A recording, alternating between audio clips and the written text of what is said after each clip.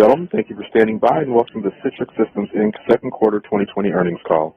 At this time, all participants are on a listen-only mode. After the speaker's presentation, there will be a question-and-answer session. To ask a question during the session, you need to press star 1 on your telephone. If you require operator assistance during the program, please press star then 0. I would now like to do so for this conference call. Ms. Tracy Tucci-Gucci, you may begin, ma'am. Thanks, Kevin. Good morning, everyone, and thank you for joining us for today's Second Quarter 2020 Earnings Call. Participating on the call will be David Henshall, President and Chief Executive Officer, and Arlen Thinkman, Executive Vice President and Chief Financial Officer. Please note that we will have posted our second quarter earnings letter to our investor relations website. I'd like to remind you that today's conversation will contain forward-looking statements made under the safe harbor provision of the U.S. securities law. These statements are based on current expectations and assumptions that are subject to risks and uncertainties. Actual results could differ materially from those anticipated. Additional information concerning these and other factors is highlighted in today's earnings letter and in the company's filings with the SEC. Copies are available from the SEC or on our investor relations website. Furthermore, we will discuss various non-GAAP financial measures as defined by SEC's Regulation G. A reconciliation of the differences between GAAP and non-GAAP financial measures discussed on today's call will be found at the end of our earnings letter, found on the investor relations page of our website. Now I'd like to turn the call over to David, our President and Chief Executive Officer. David? Thanks, Tracy, and good morning, and thank you everyone for joining us today. Our second quarter results reflect our position in the market as a leading workspace company, empowering employees with a secure and consistent work experience wherever it is the work needs to get done, in the office, on the road, or as we've all recently experienced at home.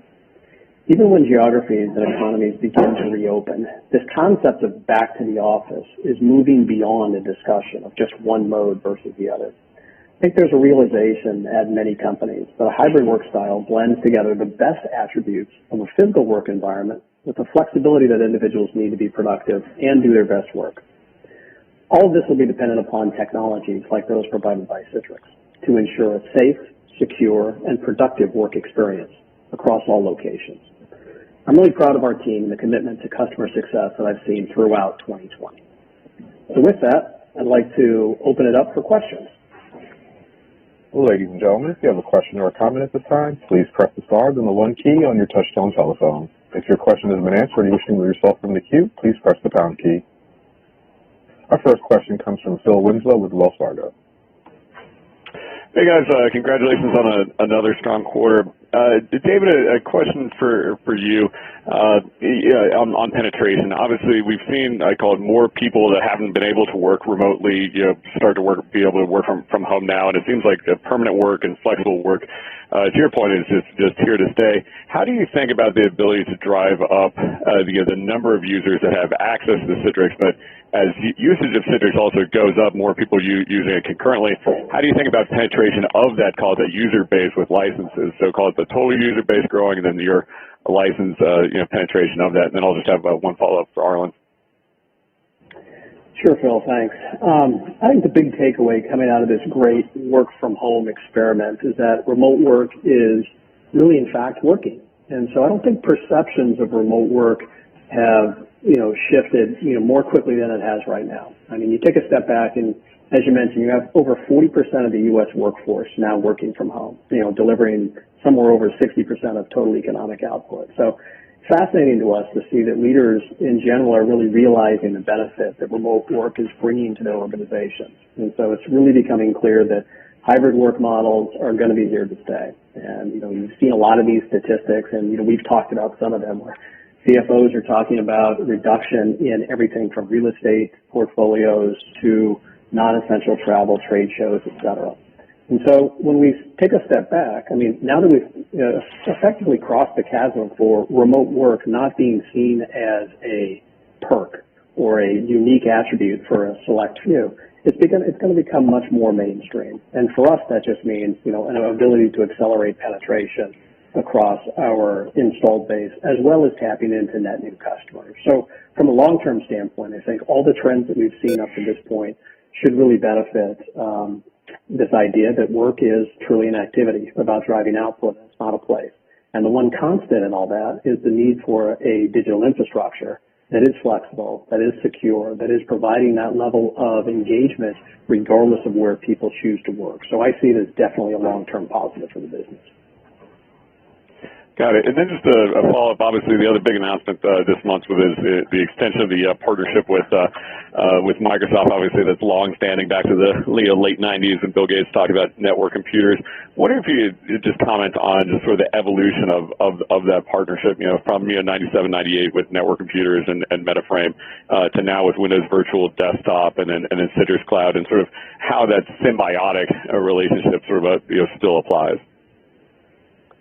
Yeah, so if you take a step back, you think about, this is one of the longest partnerships across all of technology that I can certainly remember. And the reason it's worked so well for all these years is that Citrix is largely about embracing and extending the Microsoft platform for a number of our technologies. And that's one of the reasons why it worked so well throughout the 90s and 2000s. But where we are right now is really announcing a more holistic and programmatic approach than anything we've seen in over a decade. We're creating joint SKUs, joint roadmaps, and a really comprehensive approach to, give our customers a much clearer understanding of Microsoft technologies and Citrix technologies together.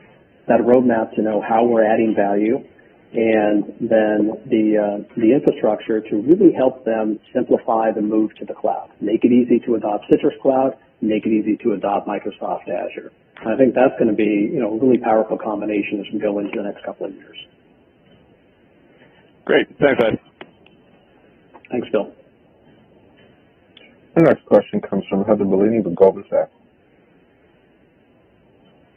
Great. Thank you so much for taking the question. David, I wanted to ask a little bit to follow up on the question that Phil was just asking. Again, you talked about this having a higher penetration rate, but one of the questions we get asked a lot is, when companies, what are you hearing from CIOs when companies do go back to work? There's some people that are afraid that the big push for VDI or DAS is actually going to, go away, and people might migrate back to how they were doing things before. If you could share with us some of the conversations you've had with people that maybe thought this work from home was going to be a short-term situation at first and now turned into something that's going to be much longer. How have those conversations progressed in terms of how they feel about this permanently altering instead of just temporarily altering how they're delivering compute to their employees? Yeah, Heather, I think it's a combination both from a CIO standpoint as well as, executive leadership. And on the executive leadership side, there's a perception pre-pandemic that remote working wasn't necessarily working. And I think it's probably been the single biggest eye-opener for a lot of people, is the recognition that remote work is actually way more productive in some instances. And so when you look at the research that our research team has done, Stanford Economic Institute, a number of different organizations, the conclusion is that most businesses are looking at adopting a much more programmatic approach to flexible work, anywhere from 1 day a week, 3 days a week. You see it significantly higher than it has been.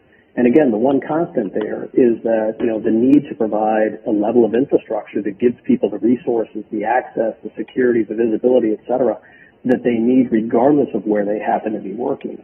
And then you kind of take a big step back and you think about, what we have been discussing for the last couple of years around the future of work and how we as an organization and our workspace can help remove a lot of the noise that comes with work, automating and simplifying simple tasks, engagement with your underlying systems of record so that we can help from everything from a deployment standpoint to employee productivity standpoint and everything in between. So I think it's going to be a material change for quite some time. Great. Thank you so much. Thanks, Heather. Our next question comes from Mark Moerdler with Bernstein Research. Thank you very much, and congrats on the strong quarter. If you don't mind, I'm going to ask a couple of related questions. Your SaaS AR is up nicely Q over Q, while your paid subscribers, ex the healthcare organization, was up modestly. Are you seeing an increase in revenue per SaaS subscriber? And then follow up. Yeah, Mark, we really haven't broken out, revenue by paid subscriber. It really depends on the solution that they're adopting. Longer term, what we're obviously looking for is, strategically to get people onto the workspace platform. That is really the horizontal platform layer that is applicable to every single user in the enterprise, regardless of whether they're a power user and they need all of the capabilities that come with a full virtual infrastructure, or whether they're just using a couple of SaaS applications in Office 365. We can provide value and incremental capabilities. And then once we're in that platform, it allows us to, better segment users to be able to add on incremental capabilities like analytics, like, different forms of connectivity and contextual items. And so strategically, that's really where we're driving, much more of a, better segmentation of users versus just trying to put everybody on the most expensive SKU. That makes sense. Question. We've seen some software companies having COVID impacting their cash from operations, and yet yours is quite strong. Are you seeing any delay with payment terms or payment delays or anything else, or given the criticality, clients are just paying as normal? Hey, Mark. It's Arlen. I think, we haven't seen anything out of the ordinary. Certainly we had a very strong cash flow for the quarter, and I think that's really reflective of, the breadth and the scope of our customer base, obviously geographically as well as across industries. And we've had, what I would say, a handful of requests around extended payments, but generally we've had pretty much business as usual in terms of our cash flow and our ability to collect. Perfect. I apologize. One last one. Are you seeing any conversion of the short-term licenses to Perpetual or longer-term term or anything yet, or is that in the future? I think that's in the future. That's certainly, as you know, in the first quarter we had a fair number of those that obviously tailed off in the second quarter to an immaterial amount. And as we exit the year and approach the beginning of next year, we'll be very focused on converting those customers. Beautiful. Really appreciate it again. Congrats. Thanks, Mark. Thanks, Mark. Our next question comes from Raimo Lenschow with Barclays. Hey, congrats from me as well. David, can you talk a little bit about the dynamic you pointed out in your letter around people just maybe taking that in-between step of on-premise term and then, only later going to like the pure cloud, in terms of like, is that just kind of to sweat the asset on the on-premise side? What a drag is there? And talk a little bit about the implications that, you highlighted on the revenue side as well in your letter. Sure, Raimo. I think it's less about sweating the assets and more just a recognition that 90+% of our installed base is still on premises, and it was the easiest thing for a lot of them to do to just expand as they were making a rush to put people into a remote work environment back in the end of Q1 timeframe. So I think it's an interim step. That's the way we're looking at it right now. I mean, those customers that have already made the move to cloud, we had one large financial institution, for example, that came to us and said, I have no idea what we would have done with our tens of thousands of individuals had we not made those investments in the cloud already. So, there's a recognition that, cloud consumption, Citrix Cloud, public cloud, et cetera, will continue to increase and probably accelerate due to this environment and the flexibility that it affords. But for us, it's just a matter of individual steps. As we talked about last quarter, customers were focused on more of the triage mode in Q1 and early Q2. And because of that, we've seen a number of projects, the larger projects like a cloud conversion, just get pushed out a little longer. And so, no change directionally, just a matter of sequencing. And okay, one follow-up, like if I look at the geographic split, like it looked like Europe, Asia was doing a lot better than the Americas. Like is that kind of like where we are with COVID, or is that kind of more kind of subscription in the US versus more on-premise in the other regions? Like, can you talk to that a little bit? Thank you. And I think the primary driver there was just the fact that the Americas had a blowout Q1. They were up well over 20% in the first quarter, and so, probably pulled business out of Q2 into Q1, one of the largest indicator. And then there's mix underneath that, but, I would look at it more from a first half performance across all the regions. Good, perfect. Thank you, congrats. Our next question comes from Walter Pritchard with Citi. Hi, Arlen and David, wondering how you're thinking about the fact that you're stopping the perpetual sales on October 1. what impact that'll have on the Q3, Q4 perpetual license. Obviously, Q4 fall off quite a bit. Usually in the past, being sort of a pull forward when, or some companies have seen pull forwards when they made this move. Curious on that, and then had a follow up. Yeah, well, so we obviously planned for this for the year, and felt very comfortable announcing this is an October 1st timeline. So our guidance reflects what we expect in terms of activity from our customer base as we transition off of the perpetual plus maintenance business model.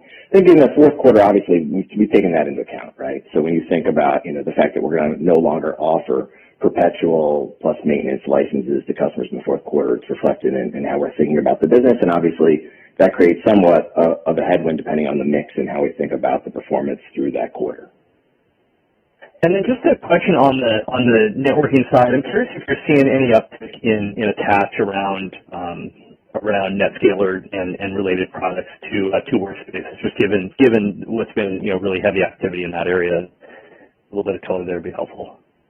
Yeah, Walter, if you step back and think about networking, I think yes, you're seeing more and more attached to the workspace, and part of that is just the way the architecture of the underlying solutions is going. As we've moved to much more of a software approach, much more of an as-a-service approach, it just gives us a lot more flexibility to reposition many of these technologies, for example, as workspace connectivity, workspace performance, workspace security, and the story around better together is absolutely real.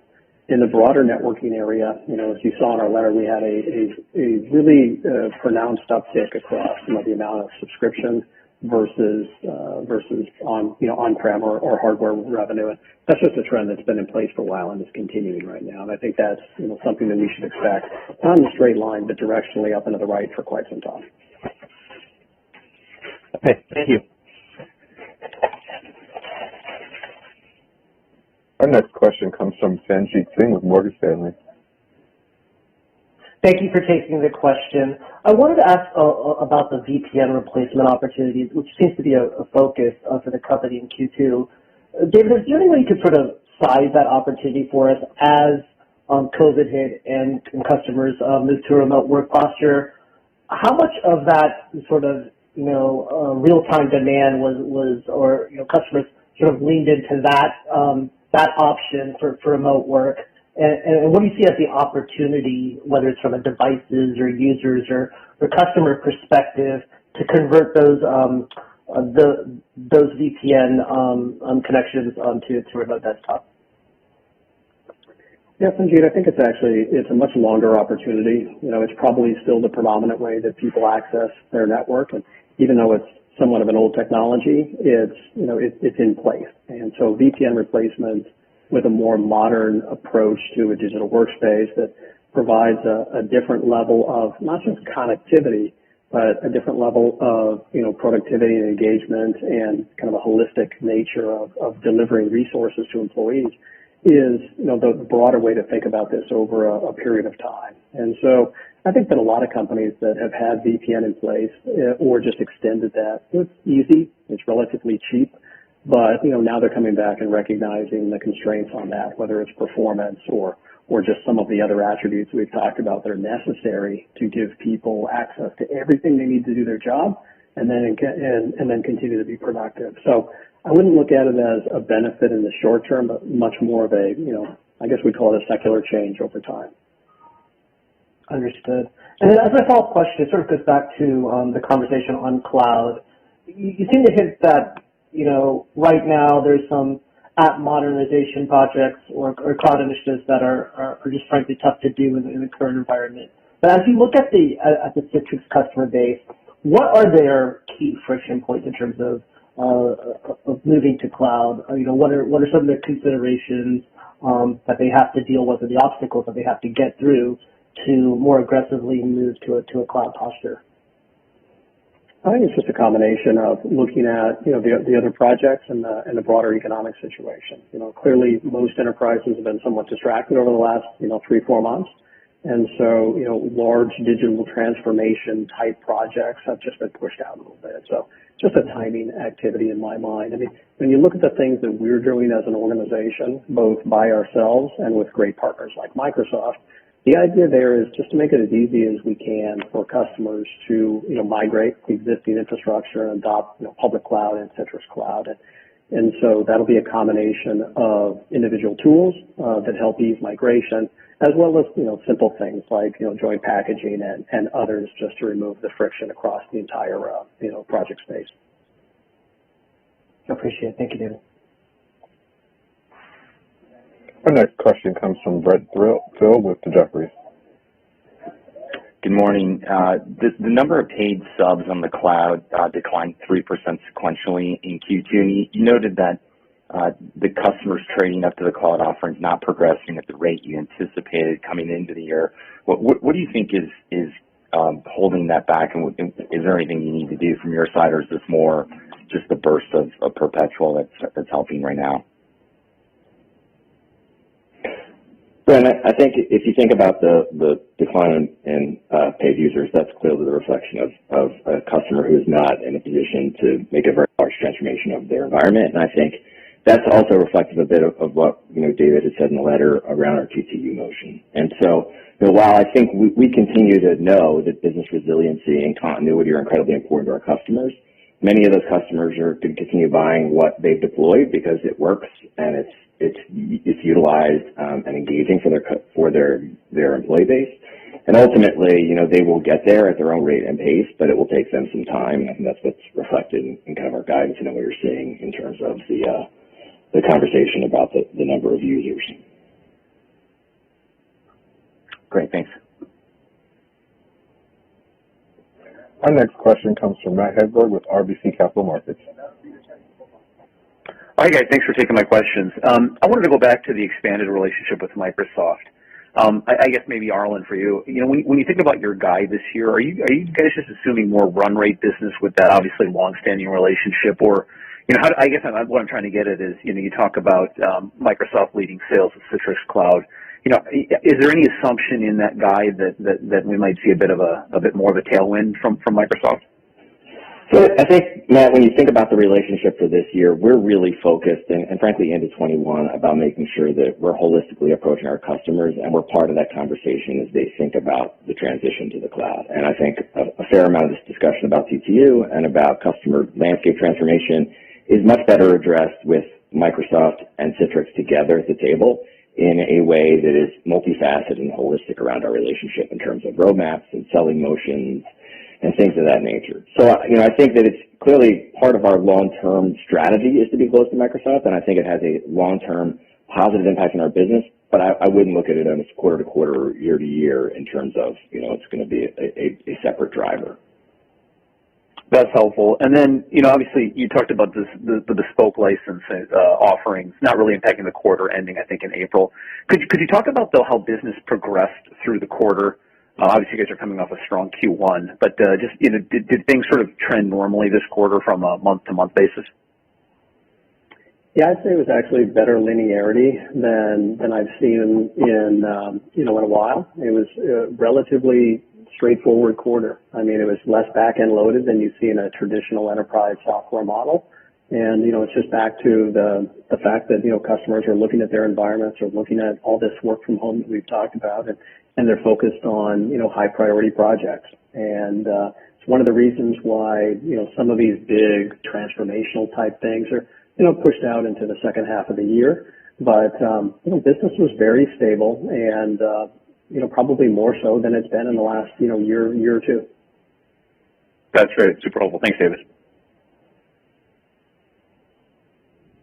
Our next question comes from Jason Adler with William Blair. Yeah, thank you. I had a couple of modeling questions. As you shift away from a perpetual model, should the support and services line see further deceleration from here in terms of year-over-year declines? And then secondly, how does the impact from the perpetual change affect Q4 and Q1 sort of normal seasonality for Citrix, where we've seen that the significant positive impact in Q4 and negative impact in Q1?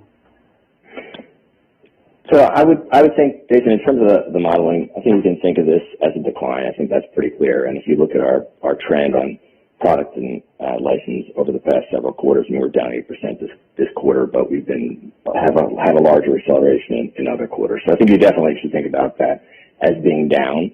I think that, the issue in the fourth quarter is, as we articulated, in terms of our exiting the perpetual plus maintenance business, obviously, the real revenue outcome is highly dependent on the mix of that business and the impacts of 606. So I think, again, you should think of that in terms of how we guided and thought about our quarter and the headwind that'll represent for us as we exit the year. And maybe on the seasonality? Again, it's included in our guidance, and seasonality is essentially, obviously, fourth quarter tends to be a large quarter for us. I think you should keep in mind the impact of that business model change, which is included in kind of when you extrapolate how we're talking about the year. And then secondarily, obviously, I think that you just have to look at the jobless claims this morning's numbers, and you can see that there's still economic uncertainty as we go from quarter to quarter, and as this environment changes on all of us. Thank you. Our next question comes from Kirk Materne with Evercore ISI. Thanks very much, and congrats on the quarter. I guess just two quick ones. I realize you all talked about this one healthcare client that wasn't able to sort of shift over to the SaaS model, but can you just talk about renewal rates in general on the cloud? Are they basically trending in line with what you would expect, better? I know you're not going to provide anything quantitative, but maybe just any qualitative color on that. And then secondly, you all are obviously in a work-from-home profile as well. You're just wondering how you're thinking about sort of sales and marketing efficiency longer term, now that you've been in sort of more of a virtual selling model for a couple quarters. Are there some opportunities for efficiency on that front as you think back towards a more normalized environment, hopefully in 21? Thanks. Sure, Kirk. Let me take two parts of that. So, just to be clear on the paid users part, we had probably our largest workspace customer in the world, look for a bespoke transaction where they had a time-bound opportunity to move to the cloud, relatively short. And, based on their own priorities, that period has lapsed. So those licenses reverted back to being a traditional on-premise perpetual license. We'll work to trade them up into Citrix Cloud, when they're ready in the future. So I think that one's all pretty straightforward. When I think about the productivity of the sales organization, and maintaining established relationships and expanding those is relatively easy on a remote basis. And we, like a lot of other companies, have spent a lot of time and effort focused on how to be as engaging, as productive as in a physical mode. And so, I think we're getting pretty good at that. We're doing a tremendous number of remote executive briefings, and the same types of things we would be doing in a physical construct. And so, we haven't seen a whole lot of change from a sales productivity standpoint. When you look at our renewals of the underlying subscriptions, our gross renewal rates have actually been increasing, across any type of recurring revenue. And I think a lot of that is we've probably talked about over the last several quarters. It's just a renewed focus on the underlying programmatic side of things. The focus on customer success, driving active use, and whatnot. So our underlying renewal rates have been increasing across the board. Thanks, David. Our next question comes from Ittai Kidron with Oppenheimer. Thanks. Hey, guys. A couple of questions for me. First, Arlen, I think last quarter you talked about 1,000 new customers in the quarter. Any chance you can give us some sort of a benchmark? What was the performance this quarter? And then as a follow-up, also the SSP customer that moved to subscription, what are the odds we see the third one moving as well? And if so, how do we think about timeline there? So on the third SSP, I think it's a matter of their decision. Obviously, we're actively engaged with them. I think it will happen over time. I don't think I can give you a quarter for that. Obviously, we take it into account when we think about how we guide the business and provide a mix of subscription. But I think we will get there. It will just take some time, and we'll continue to work on that. On the new customers, I think, last year we were, I think it's consistent. I would think of it as, between 1,000 to 2,000 new logos a quarter. I think last year we were in the 5 to 8. So I think you can think of it as, a similar type business. Obviously, we have 400,000 customers. So in terms of adding new logos, we have a very broad a diverse and global customer base. Very good. Good luck, guys. Thanks. And our next question comes from Robert Majek with Raymond James. Thanks. As you start to convert some of the enterprise seats from discounted short-term licenses to longer-term contract deals, can you just help us understand what the uplift could be on a per-seat basis? I think that would be consistent with, with what we've articulated in terms of a, 35% uplift in a seat license to the cloud. And I think that the way to think about that, Robert, is obviously, we want to convert those customers to be SaaS customers and to get them to have the additional functionality around security and analytics and engagement with their employees that they get being on our SaaS platform. So I think that's consistent. That will be our selling motion. And obviously, that will start to happen as we come into the beginning of next year and think about those users. And Robert, I also think it's important to point out that if you remember, we excluded a lot of those tens of millions of dollars from our ARR calculation. And so when those are converted to, permanent licenses, those will come back in and be a tailwind to ARR. Thank you. And I'm not showing any further questions at this time. I'd like to turn the call back over to David for closing comments. Great. Well, thanks everybody for joining us. I just want to leave you with a few parting thoughts. Citrix is a workspace company. We're enabling employees with a secure and consistent work experience wherever work needs to get done, whether that's at home, in the office, or really any place in between. Our subscription business model is obviously on track, and it's been supported by a great first half of 2020. As we've talked about here, today, the pace of customers moving the big, large workloads from on-premise to the cloud is likely impacted by economic conditions and shifting priorities. So our focus, along with strong relationships with partners like Microsoft, is going to be on aligning and making this transition as easy and successful as possible for these customers. So I'll leave it at that, and we look forward to speaking with many of you throughout the course of the quarter and on our third quarter earnings call. Have a great day. Ladies and gentlemen, that concludes today's presentation. You may now disconnect and have a wonderful day.